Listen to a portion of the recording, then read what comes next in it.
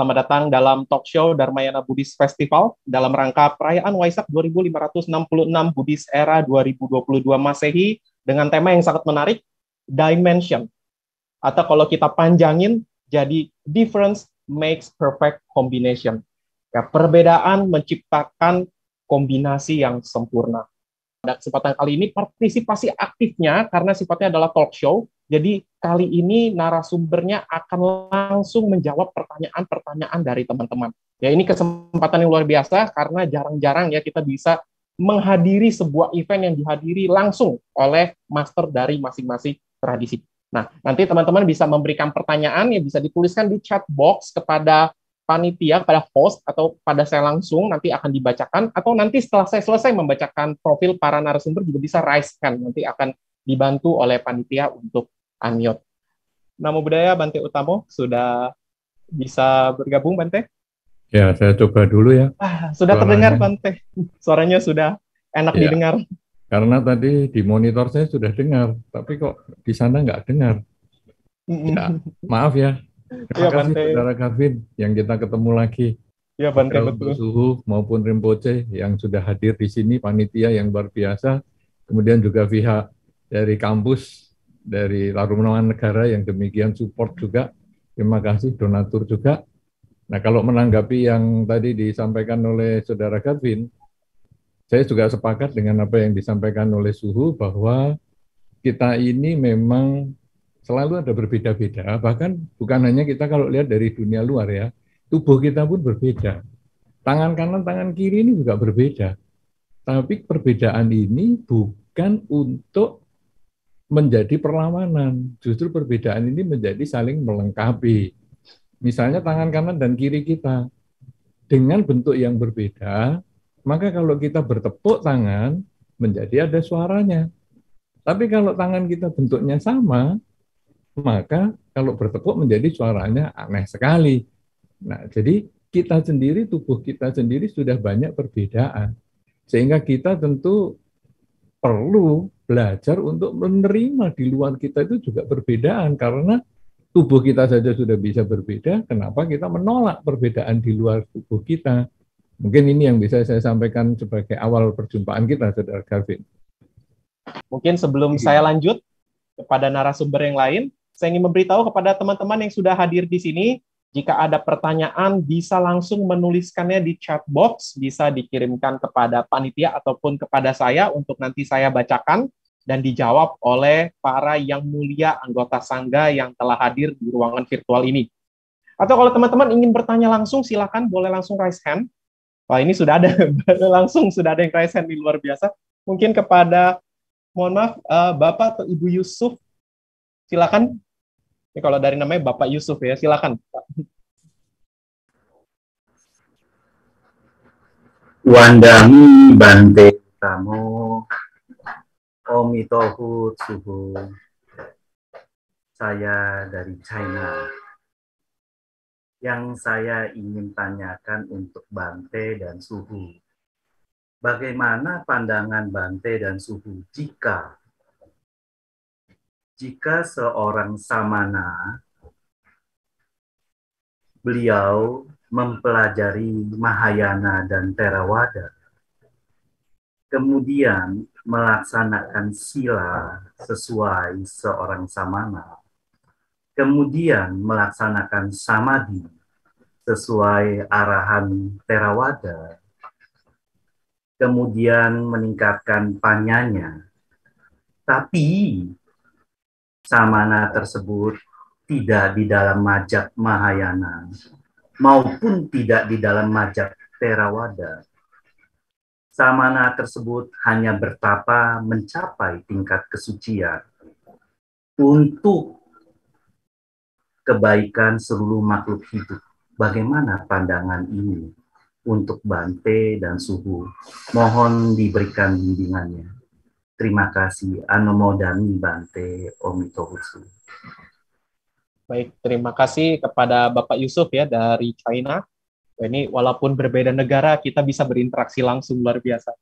Baik, mungkin pertanyaannya adalah, mungkin ini kepada Yang Mulia Bante Utamo dulu ya, untuk menjawabnya. Jadi mungkin saya ulangi dulu pertanyaannya, bagaimana jika seorang samana mempelajari baik tradisi Mahayana dan Theravada, ya, di mana samana itu melaksanakan sila dan mengikuti melaksanakan samadhi dengan tradisi Theravada dan juga mengembangkan panya, tetapi tidak dalam mazhab Mahayana maupun Theravada, begitu ya Pak Yusuf ya. Dan mencapai kesucian. Nah, pandangan Bante bagaimana ini? Bante silakan. Terima kasih Pak Yusuf yang sangat rajin untuk mengikuti. Saya sering sekali ketemu beliau setiap kali acara-acara secara online ini. Dan ini juga satu kelebihan pertemuan melewati online ini akan bisa diikuti oleh beberapa umat maupun simpatisan dari banyak tempat, apalagi sekaligus juga ada live streamingnya di YouTube yang tentu juga bisa diikuti oleh banyak orang lagi. Pertanyaan dari Pak Yusuf ini sangat baik. Sebetulnya kalau kita mengacu kepada yang disampaikan oleh Rinpoche barusan, tujuan seseorang itu kan mau mencapai kebahagiaan. Jadi jalur apapun juga sebetulnya kan sama saja. Ya, dia mau ngambil cara meditasi bagaimana, dia mau pakai peraturan apa, tradisi yang mana, kemudian dia mungkin gaya hidupnya pakai peraturan tradisi yang mana. Saya melihat bahwa Theravada, Mahayana maupun Vajrayana ini hanya semacam tradisi. Jadi bukan sesuatu garis yang lurus yang kemudian membelah agama Buddha itu menjadi 3 bagian. Tidak, dia hanya tradisi saja. Jadi mungkin kalau pohon ya, agama Buddha ini kita bayangkan sebagai pohon, itu hanya semacam batang, kemudian ada ranting, ada dahan, ada daun, ada buah, hanya semacam itu saja untuk satu pohon yang besar.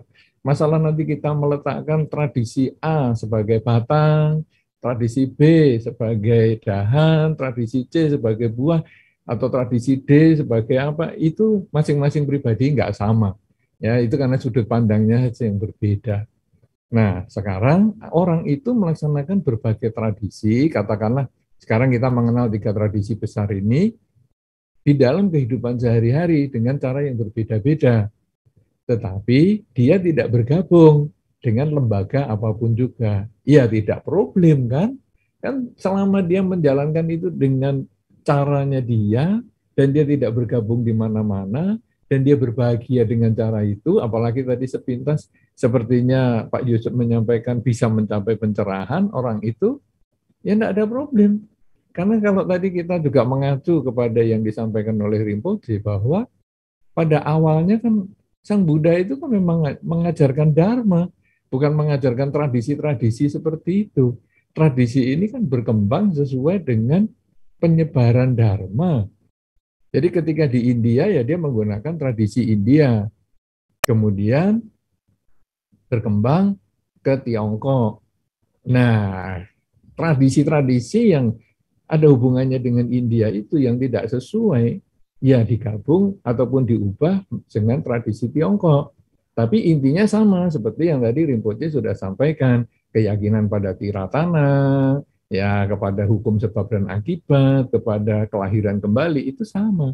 Tetapi tradisi misalnya cara berpakaian, saya sudah mengalami beberapa kali dengan cara pakaian saya seperti ini, pergi ke Tiongkok pada bulan-bulan November, Desember, wah saya nggak tahan. Nah, kemudian kalau sudah ke sana, saya dulu kadang berdekatan dengan suhu-suhu Mahayana itu, ya badan saya tempelkan ke beliau, hangat. Karena beliau, saya ngomong, kamu dingin nggak? Enggak loh, kita lapis-lapis. Lah iyalah, saya cuma selapis. Nah, jadi ini tradisi, boleh diubah. Ibaratnya sekarang, kalau Pak Yusuf ini misalnya beli baju misalnya, bajunya kebesaran. Kan bukan perlu Pak Yusuf ini makan yang banyak supaya bajunya pas, kan enggak. Ya bajunya saja ditukar menjadi lebih kecil. Sebaliknya kalau bajunya kekecilan, kan juga Pak Yusuf enggak perlu diet sampai habis-habisan supaya bajunya pas. Ya enggak juga. Bajunya yang ditukar supaya pas. Nah, jadi tradisi-tradisi ini sebetulnya hal-hal yang disesuaikan dengan budaya lokal. Ya, misalnya kemudian vegetarian dan lain sebagainya, ya itu budaya lokal di Indianya enggak seperti itu ya bisa. Nah, kemudian agama Buddha yang dari India itu dengan tradisi India berkembang ke Tiongkok, menjadi ada tradisi Tiongkoknya, tapi basicnya tetap sama, seperti yang tadi Rinpoche sampaikan, kemudian berkembang ke Tibet. Ya juga disesuaikan dengan budaya Tibet, dengan basic yang sama. Nah, kalau orang itu menjalankan 3 tradisi yang kita ketahui, atau mungkin malah plus tradisi-tradisi yang lain, karena sekarang agama Buddha misalnya, agama Buddha Theravada, kemudian masuk ke Indonesia, ya ada tradisi Indonesianya loh. Ada yang menggunakan mawar merah, putih di altar dan sebagainya. Jadi banyak tradisi yang sudah bercampur. Kemudian orang ini selama dia tidak bergabung dengan lembaga yang lain tidak ada problem. Tujuannya toh juga mencapai pencerahan. Tetapi kalau bergabung dengan salah satu lembaga, nah ini karena kita bergabung dalam salah satu lembaga, ada konsekuensi logisnya, yaitu kita mengikuti budaya lembaga yang kita ikuti tersebut. Karena ibarat kita masuk ke satu negara, ya kita harus mengikuti budaya negara itu. Misalnya orang Indonesia pergi ke Singapura, itu yang contoh yang sangat terkenal sekali. Orang Indonesia kalau menyeberang di sini, toleh kanan, toleh kiri. Kemudian langsung nyebrang saja. Sepi nih, langsung nyebrang. Tapi kalau di Singapura tidak seperti itu. Orang Indonesia begitu pergi ke Singapura, dia tidak toleh kanan, toleh kiri, lalu sepi, lalu nyebrang. Tidak. Dia nunggu. Lampu penyeberangan sudah hijau belum? Sudah. Baru dia jalan. Walaupun sepi, dia nunggu. Nah, ini budaya, ikut dengan budaya lokal. Karena dia masuk ke negara di Singapura. Sebaliknya, begitu pulang ke Indonesia, yang sudah tinggal di sana tadi lama itu, ini nanti balik budayanya lagi. Yang ngamuk, loh ngapain saya nungguin lampunya hijau? Ya sudah, langsung nyebrang aja. Kenapa? Ini sepi kok. Kalau nunggu lampunya hijau di pinggir jalan, kita malah dipikir aneh. Kok aneh ini?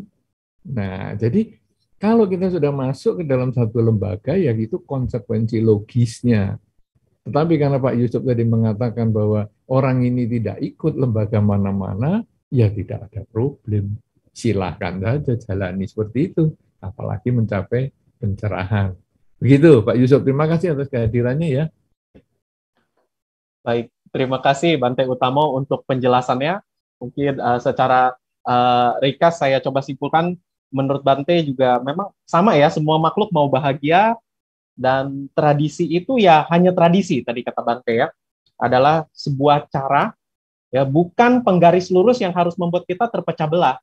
Jadi kalau Bante pakai perumpamaan, kalau ada pohon ya ada rantingnya, ada dahannya, ada buahnya. Ya, jadi tradisi ini hanyalah sebuah sudut pandang, ya sebuah cara tata cara mempraktikkan ajaran. Ya, jadi nggak masalah menurut Bante kalau ada seseorang mempraktikkan ajaran Buddha, apalagi tadi juga Pak Yusuf katakan mencapai kesucian, tapi nggak ikut mazhab manapun. Karena tradisi ini hanya penyesuaian dengan budaya lokal. Ya, dasarnya tetap dasar Buddha Dharma, Buddha Dhamma, ajaran Buddha. Ya, tapi kalau di Tiongkok ya jadi Chinese Buddhism, kalau di Tibet ya jadi Tibetan Buddhism. Ya, demikian kira-kira yang disampaikan oleh Bante Utamo. Mungkin selanjutnya pertanyaan untuk Bante Utamo dan Suhu Nirmana Sasana. Mungkin pertama-tama lewat kepada Suhu dulu ya. Pertanyaannya adalah, dalam agama Buddha, ini penanya dari luar Jakarta juga nih, ini dari Kartono Hiu ya, beliau mengatakan beliau dari Pangkal Pinang, senang sekali ada acara seperti ini ya, tanpa harus berangkat ke tempatnya ya, mungkin maksudnya nggak perlu ke Jakarta, karena Untar kan di Jakarta ya, dari Pangkal Pinang bisa ikut. Nah, beliau ingin bertanya, apakah dalam agama Buddha ada yang namanya zaman pancaran hijau merah yang adalah Theravada, kemudian muncul zaman pancaran putih atau akhir zaman ya, yang ajarannya Buddha Maitreya. Mungkin maksud pertanyaan dari saudara Kartono adalah bagaimana pandangan Suhu dan nanti Bante juga tentang Buddha Maitreya. Mungkin demikian Suhu. Baik, saya kira jawaban Suhu sudah bagus banget, dan saya hanya menyambung aja sedikit bahwa memang di dalam tradisi Theravada pun sama dengan yang tadi Suhu sampaikan, Maitreya itu adalah calon Buddha. Jadi masih bodhisattva, saya sepakat sekali dengan yang Suhu sampaikan, masih di alam surga juga. Kemudian syarat turunnya Maitreya itu ke bumi ini karena disepakati di dalam Theravada juga bahwa Maitreya adalah Buddha terakhir di bumi ini sebelum bumi kiamat. Ini disepakati bahwa ajaran Buddha, semua Buddha itu sama, yang disebut dengan 4 kesunyataan mulia. Bahwa hidup ini berisi ketidakpuasan, ketidakpuasan ini ada sebabnya, kemudian kalau sebab ini dihilangkan, muncullah kebahagiaan, dan cara untuk menghilangkan penyebab ketidakpuasan itu dengan jalan mulia berunsur 8. Jadi semua Buddha mengajarkan seperti itu. Kemudian, kalau tadi dikatakan suhu, dan saya juga sepakat, bahwa Buddha Maitreya ini kenapa kok munculnya nanti setelah ajaran Buddha yang lama ini habis, Buddha Gautama yang sebelumnya ini habis. Karena mengajarkan ajaran yang sama. Jadi kalau tadi kita ibaratkan, tadi suhu juga sudah menggunakan itu, jadi kampus kita ini misalnya ada jurusan kedokteran, apa tadi ya, kedokteran mungkin, ada psikologi, ada apa. Nah, jadi sekarang kalau misalnya Saudara Garvin ini juga lulusan Tarumanegara, saya lihat juga psikologinya. Sekarang misalnya ada dosen A sedang mengajar mata kuliah, katakanlah psikologi umum misalnya. Dosen ini masih mengajar di dalam kelas. Apa ya betul ada memungkinkan dosen lain mengajar yang sama psikologi umum di kelas yang sama itu? Kan membingungkan nanti. Jadi muridnya kan bingung, loh ini Pak dosen yang ini belum keluar. Jadi mengajarkan sama psikologi umum. Ini kok datang dosen yang baru, psikologi umum juga. Terus mereka ngomong bareng di depan. Kemudian mereka malah geng-gengan. Ya, kalau tadi dikatakan oleh Rinpoche kan jadi guru ini kan macam-macam bentuknya ya. Tuntutannya juga macam-macam, politiknya juga ada. Nah nanti di depan ini dosen ini langsung mengatakan, yang itu adalah murid saya. Nah, dosen yang kedua mengatakan, yang ini murid saya. Ayo kita adu murid, kan tidak karu-karuan ini. Nah, jadi etikanya kan dosen yang pertama ini keluar. Kemudian sudah selesai, nah nanti masuklah dosen yang kedua. Dosen yang kedua mengajar yang sama, tidak problem. Nanti mahasiswanya kan bisa menentukan sendiri. Nah, jadi kalau di dalam kelahiran Buddha Maitreya ini, ajaran Buddha Gautama ini habis dulu. Jadi sudah tidak ada yang ingat, tidak ada Tipitaka, apa saja nggak ada. Ya, kita nanti para biku yang dari 3 aliran ini pun sudah tidak ada semua.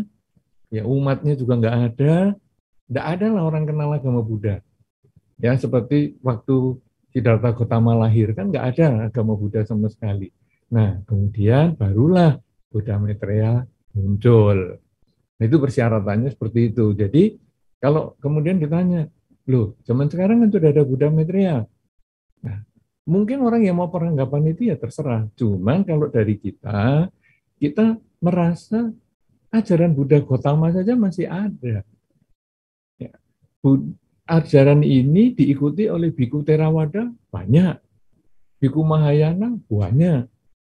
Kemudian Biku dari Tantrayana banyak. Jadi bagi kita belum waktunya Buddha Maitreya muncul. Nah, kemudian ada yang mengatakan ini aliran merah lah, aliran putih lah, aliran apa. Ya itu terserah saja. Itu kan hak tiap orang. Ya tadi Rinpoche juga sudah mengatakan banyak guru-guru itu yang bermacam-macam.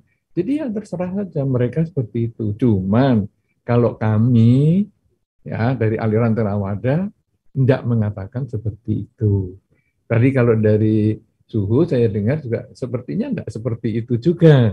Ya, nah jadi itu biarlah mereka seperti itu. Karena apa? Karena agama Buddha ini bukan agama yang kemudian untuk merasa saya benar, orang lain harus salah. Tidak. Ya, biar saja. Mau apa biarkan. Bahwa kita bertiga pun tadi sudah Rinpoche juga katakan, Sang Buddha pun kan juga tidak mengarahkan, ayo kamu harus ikut aliran ini, itu. Tidak. Itu adalah kecocokan. Mau ikut Theravada, ya kalau Anda cocok, ya silahkan. Mau ikut Mahayana, Anda cocok, ya silahkan. Mau ikut Vajrayana, Anda cocok, ya silahkan. kita bukan berbicara benar dan salah. Jadi kita aliran A mesti benar, aliran yang lain salah. Bukan. Kita berbicara kecocokan. Jadi saya memilih agama Buddha ini karena saya merasa cocok. Bukan karena agama yang bukan Buddhis salah. Tidak ada agama, saya tidak punya otoritas untuk menyebutkan agama yang selain Buddhis salah. Tidak. Saya hanya merasa agama Buddha ini cocok. Agama yang lain, banyak orang yang cocok, ya silahkan. Saya cocoknya agama Buddha. Agama Buddha ada banyak aliran, minimal 3 lah kita sekarang yang kita kenal dengan tradisi kita. Ada tradisi India, tradisi Tiongkok, dan tradisi Tibet. Saya memilih tradisi India. Kenapa? Karena saya merasa cocok. Bukan karena dua tradisi yang lain itu salah atau benar, tidak. Tapi kita berbicara kecocokan. Kalau saya memilih nasi goreng, saya bukan mengatakan yang bukan nasi goreng salah. Kita mengatakan, loh kok kamu kok makannya nasi soto? Salah itu nasi soto. Yang paling benar adalah nasi goreng. Ini pilihan saya, mesti benar. Bukan. Tetapi saya memilih nasi goreng karena ini saya cocok. Yang senang nasi soto, ya silahkan. Dia bukan salah, dia cocoknya berbeda. Orang yang memilih agama non-Buddhis, ya silahkan, karena dia merasa itu lebih cocok. Yang kemudian dia memilih aliran di luar yang saya merasa cocok, ya biarkan. Sehingga orang mengatakan agama Buddha ini misalnya warnanya ini, kemudian yang lain warnanya itu, ya itu terserah saja. Karena orang mau ngomong apa kan kita nggak punya hak untuk melarang. Tetapi kan kita hanya tahu yang ini cocok. Nah, dia mau model apa? Itu urusannya dia. Itu adalah kecocokan. Sama kalau tadi Rinpoche juga mengatakan, orang pakai meditasi tradisi ABC, ya silakan. Karena itu mungkin kecocokannya. Jadi itu hanya masalah pilihan saja. Karena nanti tujuannya kan sama. Kalau tadi Suhu juga mengatakan dari pohon yang demikian besar, ada batangnya, ada dahannya, ada daun ranting dan sebagainya, ini dari akar yang sama, yaitu akar Buddha Dharma dengan 3 keyakinan yang tadi Rinpoche sudah sampaikan di awal tadi. Nah, kemudian kalau kita mau berbicara tadi Rinpoche juga menyebutkan banyak guru-guru palsu nih, ya, dengan motivasi yang bermacam-macam nih. Saya hebat sekali, saya merasa wah Rinpoche ini hebat sekali. Bahasa Indonesianya bagus. Wah, dari waktu saya ketemu yang sebelumnya sama ini, waduh luar biasa, lancar sekali beliau. Dan kita bisa memahami yang beliau sampaikan. Bagus, Rinpoche, Anda luar biasa bahasa Indonesianya. Nah, kemudian kalau dikatakan tadi kan, bahwa banyak guru-guru palsu. Macam-macam motivasinya. Nah, di dalam Dharma, Sang Buddha sudah memberikan panduannya. Bahwa ajaran Buddha yang jadi akar dari pohon dengan bermacam-macam batang dan cabang itu, bisa enggak untuk mengurangi ketamaan? Bisa enggak untuk mengurangi kebencian? Bisa enggak untuk mengurangi kegelapan batin? Kalau dia bisa mengurangi ketamaan, kebencian, kegelapan batin, bahkan bukan hanya mengurangi, tapi bahkan memotong ketamaan, kebencian, kegelapan batin, hingga mencapai kesucian, maka walaupun namanya bukan Buddhis, itu tetap menjadi Dharma. Karena disebut Buddha Dharma, kalau tadi Suhu menyampaikan kan itu hanya manusianya saja yang menyebut itu. Ya lukisan itu mau warnanya merah, kuning, hijau, itu kan manusia yang menyebut. Orang sini menyebut merah. Apakah di Xiamen itu warnanya disebut merah? Bukan. Apakah kemudian orang Xiamen itu tidak punya warna merah? Ya tidak. Dia punya namanya sendiri untuk menyebut barang yang sama. Apakah kemudian di Inggris itu tidak punya warna merah? Ya punya.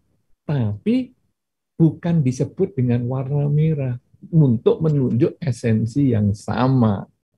Nah, Dharma, selama dia mengantarkan kita mengurangi ketamaan, kebencian, dan kegelapan batin, bahkan bisa mencapai kesucian yang tadi Rinpoche sampaikan, yaitu bisa menumbuhkan rasa bahagia, bahagia yang tertinggi adalah pencapaian kesucian, maka mau nama apa saja terserah.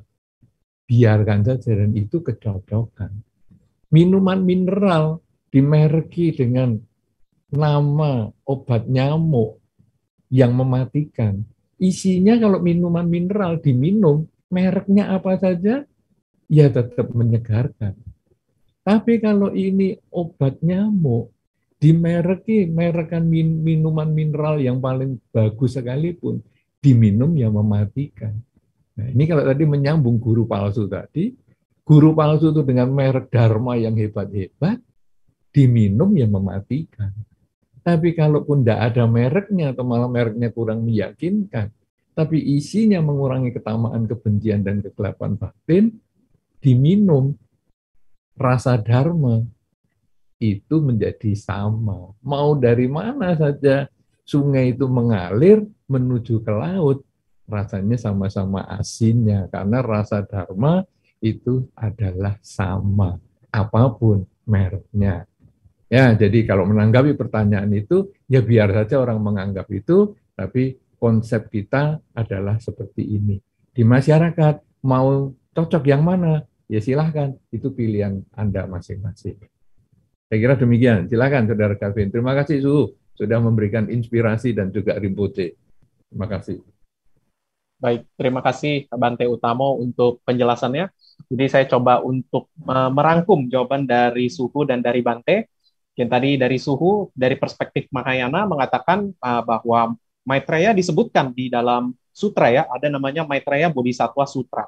Tapi dari katanya Maitreya Bodhisattva, jadi beliau masih seorang bodhisattva, belum menjadi Buddha.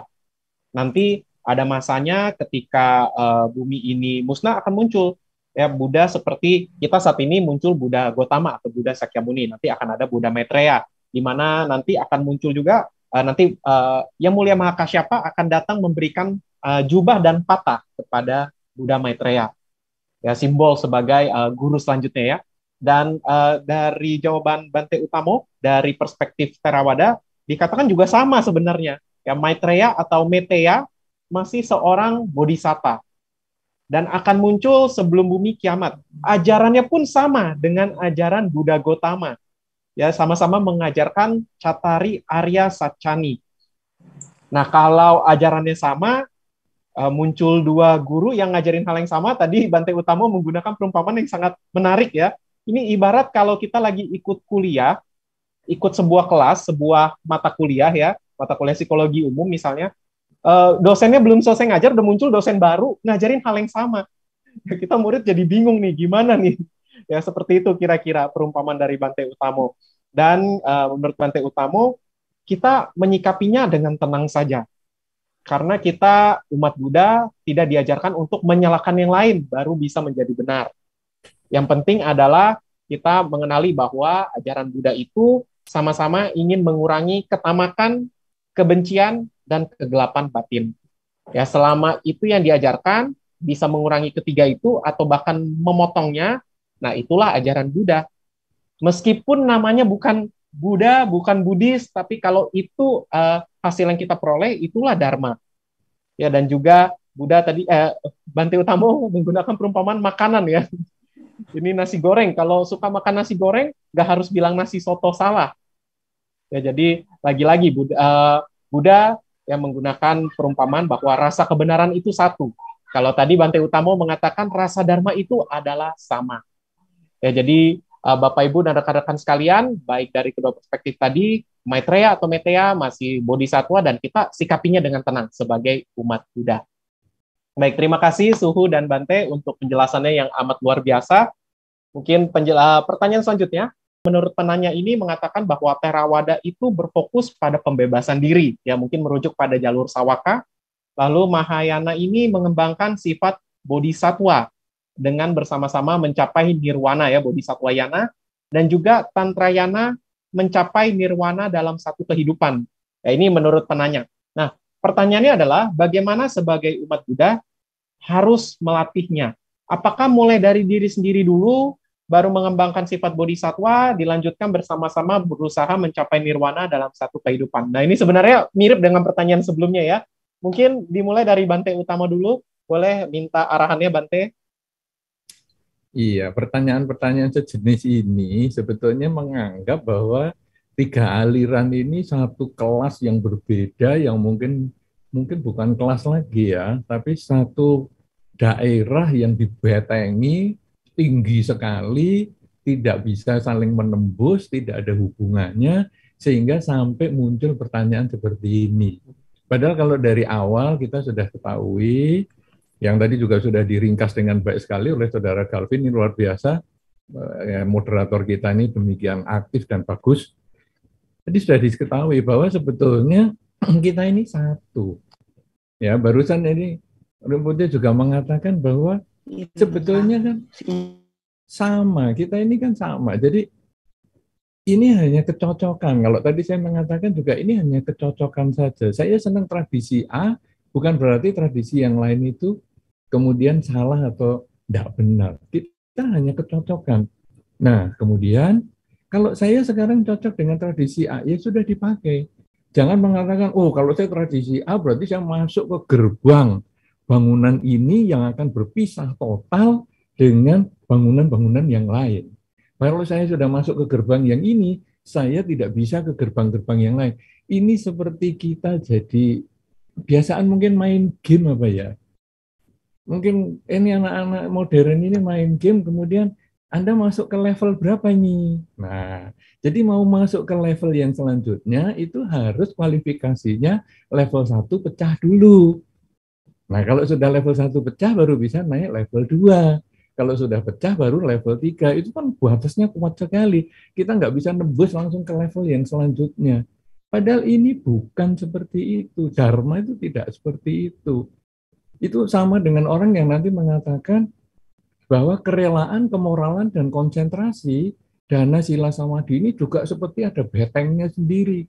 Sehingga orang mengatakan, saya mau kerelaan aja, dana terus aja. Saya tidak mau jalankan sila, saya tidak mau meditasi, pokoknya dana aja. Saya bisanya tahun ini atau kehidupan ini saya dana saja. Ada yang lain, enggak, saya dana saya enggak mau. Yang penting itu sila. Jadi dananya enggak, sila yang penting, meditasi enggak.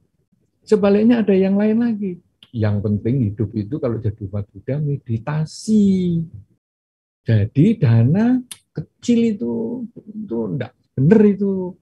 Kemudian sila, enggak itu level rendah itu. Yang penting meditasi itu tertinggi.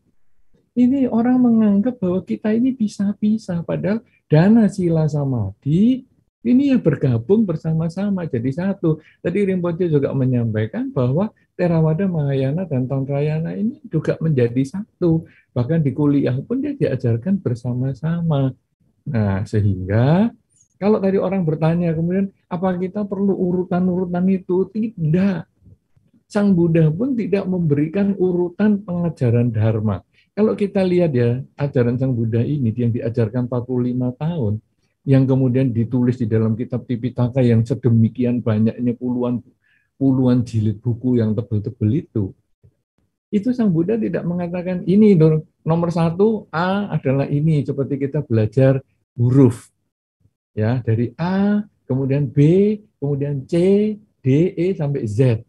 Hafalkan ini dulu, tidak. Sang Buddha hanya memberikan kurikulum, yaitu 4 kesunyataan mulia yang diajarkan di dalam Dhammacakkappavattana Sutta, khotbah pemutaran roda dharma yang pertama itu.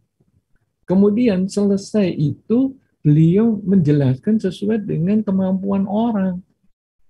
Ya, jadi orang yang mau mendengar siapa? Oke, penjelasannya ini. Dan akhirnya begitu dijelaskan mencapai kesucian. Kemudian siapa lagi yang kali ini mendengarkan itu dijelaskan mencapai kesucian. Tapi sudah bukan diurutkan satu demi satu. Demikian pula ketika Anda bertanya misalnya, saya belajar apa dulu ya, Pak Theravada, Mahayana, kemudian Tantrayana, atau dibalik ya, biar yang Tantra dulu, kemudian baru Mahayana, baru Theravada, atau yang tengah dulu ya, Mahayana, kemudian nanti ke Tantra atau ke Theravada. Selama Anda berpusing-pusing dengan seperti itu, selama itu kekotoran batin ada di dalam pikiran. Karena kita kemudian menganggap yang satu lebih baik daripada yang lain. Padahal sebetulnya ini semua adalah sarana yang paling cocok untuk kita silahkan pilih untuk mengurangi ketamaan, kebencian, kegelapan batin. Tadi Rinpoche sudah bisa menyampaikan juga, Theravada dijalani, ya bisa mencapai kesucian. Mahayana dijalani, ya mencapai kesucian. Tantrayana dijalani, ya mencapai kesucian. Cepat atau lambatnya bukan dari pilihan aliran.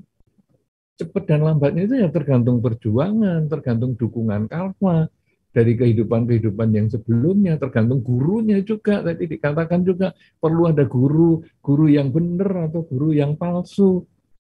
Nah itu, kita sudah memilih yang paling hebat, dapatnya guru palsu. Ya sama aja. Ya kita sudah milih guru yang hebat, semuanya bagus, tapi karmanya nggak mendukung. Ya nggak bisa juga. Habis ini malah lahirnya bukan di alam manusia, malah di alam yang nggak jelas itu. Ya nggak bisa juga. Jadi ini banyak faktornya. Ya sehingga dari mana Anda cocok? Apakah Anda cocok dengan Theravada? Apakah Anda cocok dengan Mahayana? Apakah Anda cocok dengan Vajrayana? Dari situlah Anda mulai belajar dan Anda tekuni sungguh-sungguh sehingga dalam waktu yang cepat, mungkin di satu kehidupan atau dua kehidupan atau berapa kehidupan, Anda bisa mengurangi ketamaan, kebencian, kegelapan batin, bahkan bisa memotong ketamaan, kebencian, kegelapan batin. Jangan lagi suka dipisah-pisahkan, karena semakin kita memisahkan, semakin banyak kegelapan batin yang muncul di diri kita. Kita ini kalau kita lihat ya, pakaian saya memang berbeda, jubah saya dengan Suhu maupun dengan Rinpoche berbeda. Tetapi cara berpikir kita, Anda melihat tidak ada bedanya sama sekali. Jadi kalau Anda membeda-bedakan, apalagi Anda sebagai umat membedakan, keliru. Karena kalau kita sebagai biku, yang beda adalah cara hidupnya. Jubah kita ini yang menentukan jadi kita beda. Oh, kalau kita jubahnya gini, hidupnya seperti ini. Tapi kalau Anda sebagai umat, Anda mau pergi pagi ke Wihara Theravada, siang ke Mahayana, malam ke Tantrayana, tidak ada problem. Anda boleh seperti itu. Karena kita yang biku pun, kita mau pergi ke wihara-wihara yang lain ya bisa. Ya kalau kita ke India misalnya, kita ya bermalamnya bisa ke wihara Tibet juga. Memang kita nggak menetap di sana, karena kan tata upacaranya berbeda. Tetapi itu kan tradisinya saja. Jadi jangan dianggap ini satu bangunan benteng yang sangat memisahkan. Seperti kalau kita di Zoom ini terus kolomnya saya berbeda dengan kolomnya Suhu dan Rinpoche yang kita tidak bisa salaman langsung. Tidak seperti itu. Ya, kita satu akarnya, yaitu Buddha Dharma. Mungkin seperti ini, Saudara Calvin, yang sudah meringkas dengan baik sekali semua materi yang disampaikan. Terima kasih Bante dan Suhu. Saya mencoba merangkum ya jawaban dari keduanya. Jadi sebenarnya baik Bante dan Suhu sama-sama mengatakan jangan mikirnya kayak main game ya. Belajar agama Buddha beda dengan main game. Jangan mikirin level. Ya ini bukan tentang level. Ya jadi Bante mengatakan jangan dibentengi dong. Karena pada dasarnya satu. Ya ini pada dasarnya ajaran Buddha itu satu. Nah Buddha memang pada semasa beliau masih hidup mengajar sesuai dengan karakter orangnya masing-masing. Ya sama kita juga berarti pilih yang cocok. Lalu setelah kita pilih yang cocok, kita tekuni, jangan dipisah-pisahkan. Nah, kalau Suhu tadi menambahkan perumpamaannya pakai makan tempe ya, tempe itu sehat. Tapi darah tinggi kalau makan terus. Tadi saya pikir darah tingginya gizi ya, ternyata darah tingginya kesel. Kalau makan tempe terus, ya kita juga jadi jenuh gitu. Sehingga perlu lauk-lauk lainnya. Kalau ada lauk lain, tentu dikombinasikan jadi lebih lezat, gizinya juga lebih lengkap ya. Jadi jangan berpikir terpisah-pisah. Ya belajar tiga-tiganya boleh. Tadi Suhu mengatakan yang penting sama-sama mengajarkan kepada pembebasan ya nibbana atau nirwana. Ya dan juga tadi Suhu ya menggunakan perumpamaan yang bagus sekali kalau ketemu uang 50.000 atau 100.000 ambil dua-duanya. Ya, tadi saya terjebak nih. Saya berpikir ambil yang paling gede. Ternyata bukan itu, ambil kedua-duanya. Gitu ya. Ini luar biasa sekali. Terima kasih Bante dan Suhu. Demikian Bapak dan Ibu, sesi tanya jawabnya ya, sesi talk show-nya ini sebenarnya sudah molor 33 menit. Ini mohon maaf kepada panitia ya, karena antusiasme pertanyaan yang masuk. Dan Bapak Ibu teman-teman, meskipun ini udah molor, tapi pertanyaan yang masuk banyak banget. Ya mohon maaf tidak bisa semuanya ditanyakan. Ya bisa, berarti ini tandanya bagi panitia dilanjutkan lagi eventnya suatu saat ya, karena ternyata banyak yang antusias dengan topik ini. Dan terima kasih kepada Yang Mulia anggota Sangga yang sudah menjadi narasumber pada kegiatan ini, Yang Mulia Bante Utamo, Biksu Nirmana Sasana, dan juga Rinpoche. Saya mohon izin untuk menyimpulkannya. Jadi sebenarnya perbedaan dalam tradisi ini jangan kita pikirkan sebagai perbedaan yang menyekat-nyekat.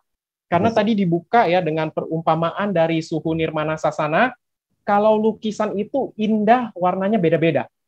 Ya, bahkan lukisan itu minimal mesti 2 warna. Ya, kanvasnya beda warna, catnya beda warna. Kalau warnanya sama, ya bukan lukisan. Nggak ada yang bisa dilukis, warnanya sama.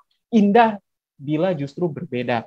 Lalu ditambahkan juga oleh Biku Utamo perumpamaan tangan. Ya, tangan ini 2, kiri dan kanan. Baru bisa bunyi kalau ditepuk bertemu. Nah, walaupun beda ini fungsinya justru saling melengkapi. Tubuh kita juga terdiri dari organ yang berbeda-beda. Ya, kalau tubuh kita terdiri dari organ yang berbeda-beda, kenapa di luar kita nggak bisa menerima perbedaan? Ya, lalu oleh Rinpoche juga ditambahkan bahwa Dharma itu ya sama gitu. Ya, Dharma itu Rinpoche mengatakan kita jangan gosip ya, atau jangan menjelek-jelekan tradisi tertentu, karena sesungguhnya itu ajarannya Buddha, mau Theravada, mau Mahayana, mau Vajrayana, itu sama. Lalu dilanjutkan juga oleh Suhu, ya Suhu Nirmana Sasana mengatakan Buddha nggak pernah beda-bedain Mahayana, Theravada, Vajrayana, Buddha ngajarinya satu, Dharma, ya, dan dilengkapi. Bante Utamo melengkapi bahwa rasa Dhamma ya satu, sama, ya rasa kebenaran. Dan juga Rinpoche menambahkan, kita perlu mencari guru yang benar. Kita mencari guru yang benar, lalu kita belajar secara total dari guru yang benar itu, maka hasilnya pasti benar. Ya, jadi bukan masalah tradisinya. Kita cari guru yang benar yang mengajarkan Dharma, ya, yang mengajarkan keyakinan kepada Trisarana, kepada hukum karma, kelahiran kembali. Jangan cari guru yang salah, kita belajar yang benar, kita total mempraktikkan Dharma, maka hasilnya pasti sama. Ya, dan juga sebagai penutup mungkin tambahan dari saya dari perspektif psikologi, memang secara psikologis otak kita ini suka mencari dualitas. Otak kita ini malas, Bapak Ibu, teman-teman. Malas ini maksudnya nggak mau pikir pusing, jadi bikin langsung dikotomi, langsung bikin hitam putih, benar salah, milikku milikmu, luar dalam, ya dibikin dikotomi itu karena malas berpikir. Nah, sehingga kalau kita berpikir bahwa tradisi Buddha ini beda-beda, punyaku yang benar, punya mereka yang salah, itu adalah bukti atau bentuk ya dari kemalasan pikiran kita. Kita nggak mau mempelajari secara sungguh-sungguh itu, bahwa sebenarnya yang diajarkan oleh Buddha itu adalah satu, yang nanti membedakan adalah kecocokannya ya, dan juga menyesuaikan dengan tradisi setempat. Ya, demikian yang telah disampaikan oleh 3 anggota Sangga yang luar biasa ini. Sekali lagi saya berterima kasih kepada Biku Utamo Mahathera, Biksu Nirmana Sasana, dan juga Khenpo Khensen Norbu Rinpoche. Mohon maaf kepada yang mulia anggota Sangga bila saya ada kesalahan kata, tentu tidak disengaja dan tidak diniatkan. Dan juga terima kasih kepada rekan-rekan yang sudah hadir dalam kegiatan kali ini, kepada panitia juga. Semoga apa yang kita pelajari pada sore kali ini memberikan manfaat bagi kita semua. Saya tutup dengan mengucapkan Sabe Sata Bawantu Sukitata. Semoga semua makhluk hidup berbahagia. Sadu, sadu, sadu.